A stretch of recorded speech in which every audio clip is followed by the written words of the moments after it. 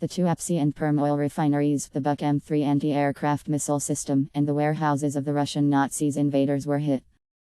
As part of reducing the military economic potential of the Russian Nazis aggressor, on the night of May 1, 2026, units of the Defense Forces of Ukraine once again hit the infrastructure of the Tuapse oil refinery in the Krasnodar region of the so-called Russian Federation. Explosions and a fire were recorded on the territory of the enterprise. The extent of damage to the energy rear facility of the Russian Nazis invaders is being clarified. On April 30, 2026, the Defense Forces of Ukraine hit the facilities of the Perm oil refinery in the Perm region of the so-called Russian Federation. Damage to the AVT-4 primary oil processing unit was confirmed, followed by a fire on the territory of the plant. In addition, on April 30, 2026, Ukrainian soldiers successfully hit the Buk M3 anti-aircraft missile system of the Russian Nazis invaders in the vicinity of Okhovatka settlement in the temporarily occupied territory of the Ukrainian Donetsk region. Ammunition depots of the Russian Nazis invaders near settlement of Rozdolny in the temporarily occupied territory of the Ukrainian Donetsk region, and the city of Rovenki in the temporarily occupied territory of the Ukrainian Luhansk region.